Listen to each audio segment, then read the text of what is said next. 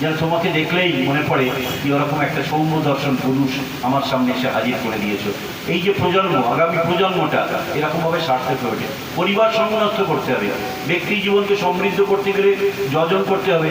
যজন যদি না হয়, ফার্স্ট হয়, ফার্স্টার না হয়, তাহলে কিন্তু ফার্স্টেড হবে না।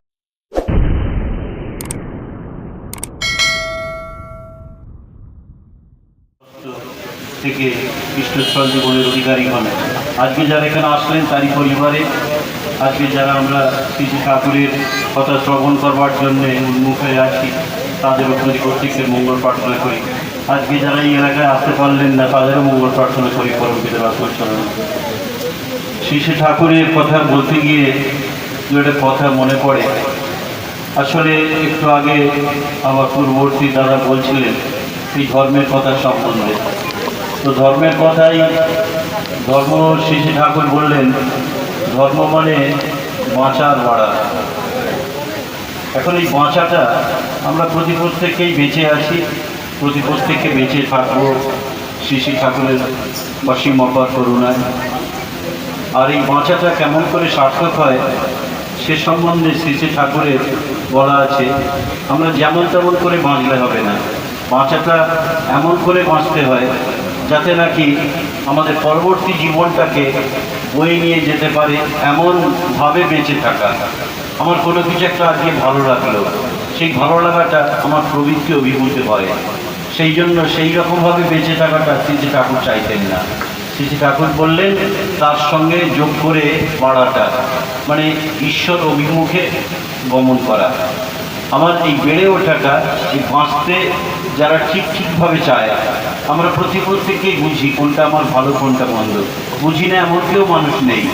কিন্তু যার গভীরতা যেমনতরভাবে সে তেমনতরভাবে তার উপসংবর্ধনায় ভরপুর হয়ে আছে। সেই জন্য শ্রী ঠাকুর বললেন বাড়াটা ওর সঙ্গে যোগ করে, যে কেমন করে বাড়া যায়। বাড়াটা মানেই হচ্ছে ঈশ্বর অভিমুখে রওনা দেওয়া। আমরা আমাদের জীবনটা আধ্যাত্মিক পরশ যদি না পাই, তাহলে আমাদের জীবনটা বড় বা বেঁচে থাকার সার্থকতা কিন্তু আমরা খুঁজে পাই না। আমি বিগত কয়েকটা দিন আগে এবারে এই জুলাই কনফারেন্সে ছিলাম, তো সেখান থেকে ফেরবার সময়তে আমার একটা স্মৃতি, পূর্ব স্মৃতি মনে করিয়ে দেয়। আমি যখন অটো করে আসছি, রাস্তা দিয়ে যখন আসার সময়তে একটা হসপিটাল চোখে পড়লো, একটা হেলথ সেন্টার, স্বাস্থ্যকেন্দ্র চোখে পড়লো। সেই স্বাস্থ্যকেন্দ্রটা চোখে পড়বার একটা পূর্ববর্তী একটা স্মৃতি আমাকে স্মরণ করিয়ে দেয়। কোনো একটা বার আমি তখন জুজাসার কেন্দ্র মন্দিরে, জুজাসার সৎসঙ্গ বিহারের সঙ্গে ইনভলভ ছিলাম, বা বর্তমানে অন্য কেন্দ্রে তো আছি আচার্য নির্দেশ অনুসরণে। তো যাই হোক, তো তখন বাস নিয়ে, 3টে বাস নিয়ে বিলিংস করছি, 3টে বাস নিয়ে যাচ্ছি ঠাকুরধামে, দেওঘর ধামে। তো 3টে বাসের মধ্যে তো বাসগুলো, একটা বাস অনেক পুরনো হয়ে গেছিলো, গল্পটা যদি আপনাদের সামনে আবার পুনঃস্থাপন করছি। তো হ্যান্ডেল যেগুলো আমরা বসি, যেগুলো আমরা বসার যে সিটগুলো থাকে, তার একটি হ্যান্ডেল একটি বাচ্চা ছেলে, তার 7 বছর বয়স মাত্র, তার ঠাকুমার সঙ্গে বায়না করে সে ঠাকুর বাড়ি যায়, এবং তার বাবা মার অনুপস্থিত, তার বাবা মার অজান্তেই সে চলে যায় ছেলে। তো তার পেটে এই রডটা বুঝে যায়, এবং রডটা ঢুকে গিয়ে তো এরকম অবস্থা, মানে নাড়িটা দেখা যাচ্ছিল। আমি সেই বাসে ছিলাম, তো এরকম দেখে আমি আমার এক সহপাঠী গুরু ভাইকে হাত দিতেই সে সঙ্গে সঙ্গে এসে টোয়ালেটা দিয়ে পেটের ওই দুটি অংশ প্রায় 6 ইঞ্চি, ভুল করে বললাম যে প্রায় 16 ইঞ্চির মতন মানে ঢুকে গেছে। মানে এত শরীর স্বাস্থ্য, তার মেদটা খুব বেশি ছিল পেটে।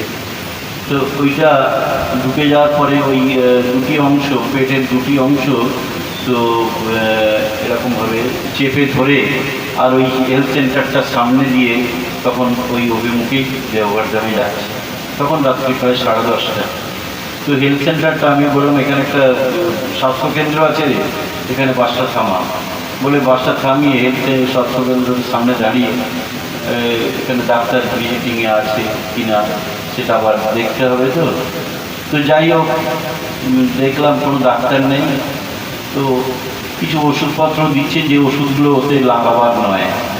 তো এইরকম অবস্থায় ধরে আমি ওই স্বাস্থ্যকেন্দ্রটার কথা পরিচিতিটা আমাকে মনে করিয়ে দেয়। সেই স্বাস্থ্যকেন্দ্র থেকে ফিরে নিয়ে এসে আমি ঠাকুরধামে সোজাসুজি সৎসঙ্গ হাসপাতালেতে ভিতরে নিয়ে যাই। আমি আর ওই আমার সহপাঠী আছে। তো ভিতরে ঢুকে নিয়ে গিয়ে তো দেখলাম তখন ডাক্তার নেই। তো মণিলাল চক্রবর্তীদার পিছনেই বাড়ি, এক ডাক্তার যে আর কি অ্যাসিস্ট করে আমাদের ওই ডাক্তারদাকে। তো সে এলো সঙ্গে সঙ্গে দেন অ্যান্ড দেন এসে গেল প্রায় 5 মিনিটের মধ্যেই। এসে দেখে কী অবস্থা। তো হ্যান্ডেলটা ওরকমভাবে অনেক পুরনো হ্যান্ডেল, জং টং ধরে গেছে, মরচে টরচে ধরে গেছে। তো এইরকম অবস্থায় পড়ে সঙ্গে সঙ্গে ওটাকে এমনভাবে স্টিচ করে করে সব ব্যবস্থা করে দিলেন। কিন্তু ভিতরে ঢুকে আমিও ছিলাম, আর আমি ওই সহপাঠী গুরুভাই ছিল। তো আমি একটা জিনিস লক্ষ্য করলাম যে ঠাকুরের দয়ায় কোনো রক্ত বেরোলো না, কোনো টোয়ালেটায় কোনো রক্তের দাগ লাগেনি। কি স্মুথলি কেটে গেছে, অথচ কেটে গেলে আমরা জানি রক্ত হয়, রক্ত বন্ধ হতে চায় না, এরকম অবস্থায় আসে। তো আচার্যদেব শ্রী দাদা তখন ছিলেন।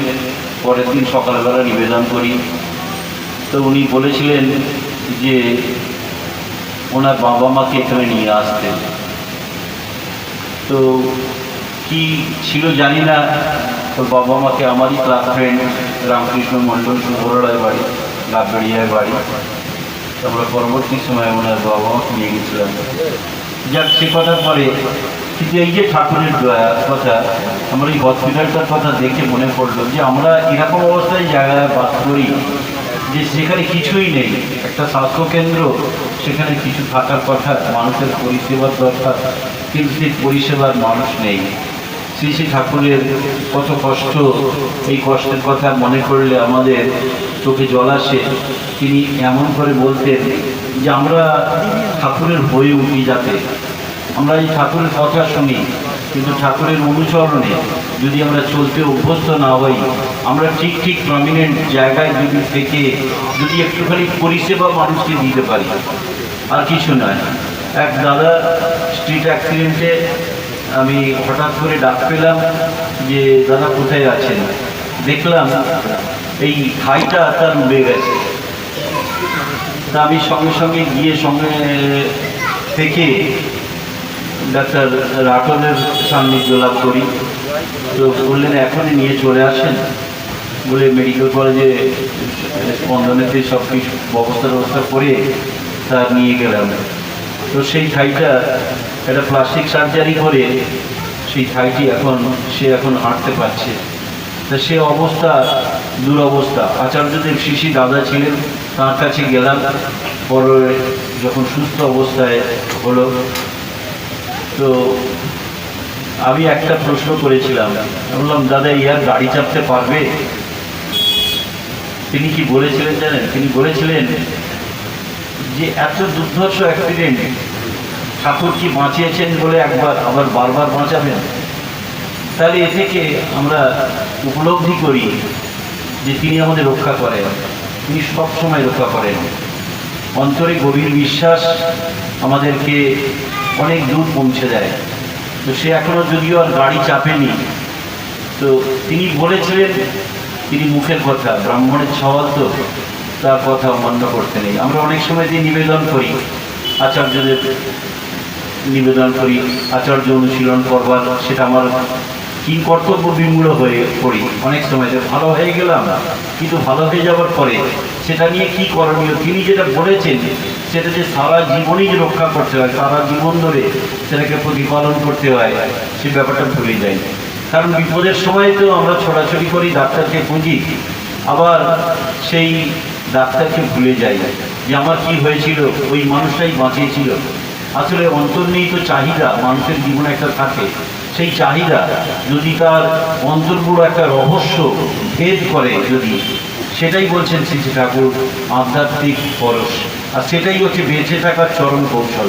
এই বেঁচে থাকাটা কেমন করে তাকে বিশ্বাস করা যায়। এত ঘটনা আমরা সৎসঙ্গে আলোচনা করি, যে ঘটনা মানুষ হয়তো তার জীবনটা নিয়ে জীবনটা হারিয়ে ফেলত, কিন্তু শ্রী শ্রী ঠাকুরকে ধরে থাকার ফলে হয়তো সেই ক্ষুদ্র ক্ষুদ্র জীবনগুলো আজকে যাদের কথা আমরা ভাবছি যে এই মানুষটা বাঁচার কথা নয়, অন্তত অল্প একটু রক্তপাত হয়ে দেখা গেল সেটা তার জীবনের একটা বড় বিপত্তিমাকে অতিক্রম করে সে একটা ছোট্ট একটুখানি দুর্ঘটনার সম্মুখীন হয়ে সে অনেক মানুষকে হয়তো তার দ্বারা রক্ষা করেছে। কেন? সে ঠাকুরের উপরে গভীর বিশ্বাস করেছে এবং তার দ্বারা সে এমন যাজনশীল হয়ে উঠেছে যে তার কথা যখনই সে মানুষ শোনে না তখনই সে ঠাকুরের দীক্ষা হয়। কারণ মানুষের জীবনে একটা জিনিস মনে রাখতে হয় যে এই নানান কায়দা করি, নানান ঢং করি, এসব করে দিয়ে কিছু হয় না।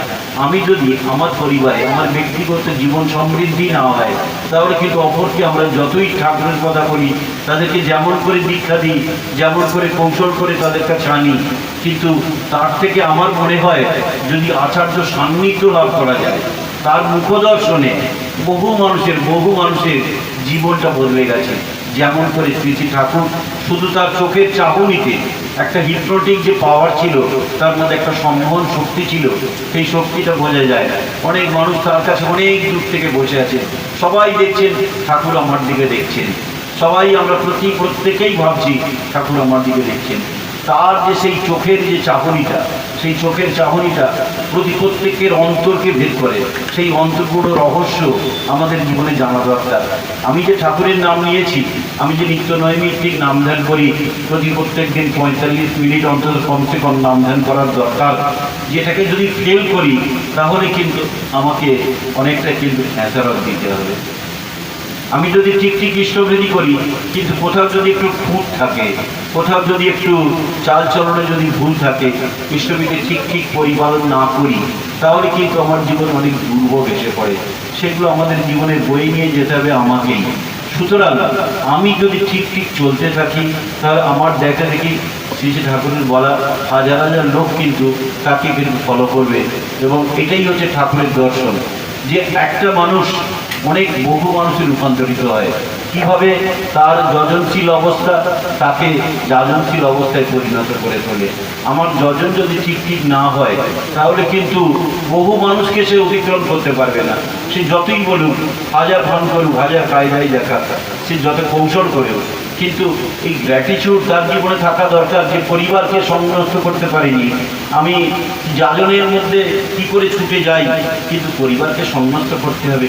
ছেলে ঠিক মতন উঠছে কিনা, ছেলে ঠিক মতন প্রার্থনা করছে কিনা, ছেলে ঠিক মতন ইষ্টবিধি করছে কিনা, ছেলের বাবা মাকে নিয়মিত প্রণাম করছে কিনা, থানকুনি পাতা খাচ্ছে কিনা, ওই যে ছেলেটার বর্ধন, এটা আমাদের ডিপেন্ডেন্ট তার উপরে। যদি ঠাকুরকে জানানো যায়, ঠাকুর আমি ওরকমভাবে যেন ছেলেকে তোমার মধ্যে যেন খুঁজে পাই, যেন তোমাকে দেখলেই মনে পড়ে যে ওরকম একটা সৌম্য দর্শন পুরুষ আমার সামনে এসে হাজির করে দিয়েছ। এই যে প্রজন্ম, আগামী প্রজন্মটা এরকমভাবে সার্থক হয়ে ওঠে। পরিবার সংযত করতে হবে, ব্যক্তি জীবনকে সমৃদ্ধ করতে গেলে যজন করতে হবে। যজন যদি না হয়, ফাস্টার না হয়, তাহলে কিন্তু ফাস্টেড হবে না, আমাদের জীবনে ত্বরান্বিত হবে না। হয়তো চলবে গাড়ি দিক করে, কিন্তু এই জীবনে কিছু তো পাবো না, আবার পরবর্তী জীবনে আসতে হবে। কিন্তু শ্রী শ্রী ঠাকুরের তো এটা বলা নেই উত্তরণ তো মানুষের জীবনে দরকার। উত্তরণটা হবে কি করে? দদাত জীবনবৃদ্ধি নিয়ন্ত্রণ স্মৃতিচিহ্ন কিছুতে এই স্মৃতিবাহী চেতনা, ঠাকুর বলছেন অন্তত স্মৃতিবাহী চেতনাটুকু যেন বজায় থাকে। তা স্মৃতি আর চেতনা যদি জাগ্রত না থাকে তাহলে কিন্তু আমাদের জীবনে ঠাকুরকে ধরার সার্থকতা কোথায়? আমি নিজে একটু ভেবে দেখি, আমি যে সৎসঙ্গ করছি, এই যে সৎসঙ্গের মধ্যে আমাকে নিজেকে একটুখানি চিন্তা করতে হবে, আমি কি ঠিক মতন করছি, আমি কি ঠিক মতন অনুশীলনে ব্রতী আছি, আমি কি ঠিক মতন মানুষকে ঠাকুরের কথা বলছি। আমি আজকে ঠাকুরের কথা বলতে পারিনি, একটুখানি গ্রন্থ অনুশীলন করছি, একটুখানি গ্রন্থ পড়ে ঠাকুরের ভাবটাকে নিয়ে নিজেই একটু ব্যস্ত আছে কিনা, এইসবগুলো অনুশীলন করতে নিজের জীবনটা প্রায় সমৃদ্ধশালী হয়ে ওঠে। আমি যতটুকু কর্ম করব ঠিক তার অন্তরালে শ্রী শ্রী ঠাকুর কিন্তু সেই কর্ম আমাদের জন্য লুকিয়ে রেখেছেন। শ্রী ঠাকুরের চলার সাথী গ্রন্থে একটা জায়গায় দেখছিলাম, তিনি বলছেন তিনি আরেকটুখানি বেশি করে আমাদের জন্য লুকিয়ে রাখেন। কেন? প্রত্যেকের জন্য। যে ঠাকুরের দীক্ষা নেয়নি সেও কিন্তু ঈশ্বরের, আবার যে ঠাকুরের দীক্ষা নিয়েছে সেও কিন্তু ঠাকুরের। তাই জন্যে তিনি অমন করে আমাদেরকে লুকিয়ে রাখেন আমাদের জন্যে, অমন করে চুরি করেন, অমন করে আমাদের মনটাকে ঠিক ঠিক মতন পরিস্ফুট করে তোলেন। তাই প্রত্যেককার জীবনে আচার্য অনুশীলনের দরকার, যে আচার্য অনুশীলনের দ্বারা আমরা কীরকমভাবে দ্রুতগতি সম্পন্ন হয়ে উঠব। আজকে আস্টার যুগ যে কথা বলছিলাম, আজকে আপনারা শুনছেন আজকে ডিপি ওয়ার্কের কথা কেমন করে আমাদের কেমন করে আরও বেশি ত্বরান্বিত করা যায় এই সম্বন্ধে ঋত্বিক দাদাদের প্রত্যেককে যারা হয়তো লিটারেট পার্সন আছে তাদেরকেও এমন করে শেখার কথা তিনি বলছেন। যারা যাজক পাঞ্জাদারি কর্মী আছে, যারা অধ্যক্ষ পাঞ্জাদারি কর্মী আছে, তাদেরকেও তিনি অমন করে ট্রেন্ড করে তুলতে চাইছেন।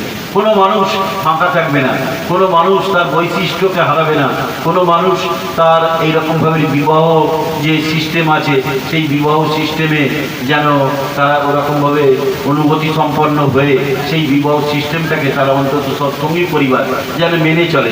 নিরামিষ আহারের উপরে যদি জোর না দেয় তাহলে এইগুলো কিন্তু ঠিক ঠিক হয় না। তাদের কারেকশান যে হবে সেই কারেকশানটা কিন্তু ইনফিল্ট্রেশন হবে না। তাই ফিল্ট্রেশনের জীবনে দরকার, এমনভাবে পরিশ্রুত হওয়া দরকার যে ব্যক্তিগত জীবনটা খাঁটি হওয়া দরকার। ব্যক্তিগত জীবনটাকে খাঁটি করতে গেলে নিয়মিতভাবে প্রাত্যহিক অনুশীলনী শ্রী ঠাকুরের একমাত্র ধর্মদ পুষ্টিল, এটা আমরা প্রত্যেককেই অনুসরণীয় হয়ে উঠি যেন প্রত্যেককে কবে সৎসঙ্গ করা সার্থকতা। প্রত্যেকটার অন্তর এরকমভাবে শ্রী ঠাকুরের হয়ে উঠুক।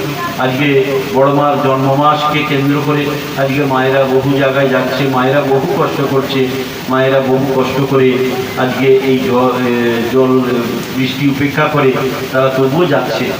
প্রার্থনা করি মায়েদের প্রতি প্রত্যেককে আপনারা যেন আরও শুভদ মঙ্গল হয়ে ওঠেন, এমনভাবে চলবেন যাতে সংসারগুলো যেন এমন সুন্দর হোক, সৎসঙ্গী পরিবার। আমার একটা কথা, শেষ কথা বলি, আমি একটা জিনিস দেখি মণিলাল চক্রবর্তীদার বাড়িতে প্রত্যেকটা ছেলে পুলে এমন সুন্দর লেখাপড়ায়। এবারে আচার্যদের অবিন্দাকে বলতে বলেছেন, তো অবিন্দা কি বলছিল জানেন? একটা শেষ কথাটাই বলি। অবিন্দা বলছিলেন গতকাল রাত্রেবেলা মা আমাকে ভীষণভাবে বকাবকি করেছে।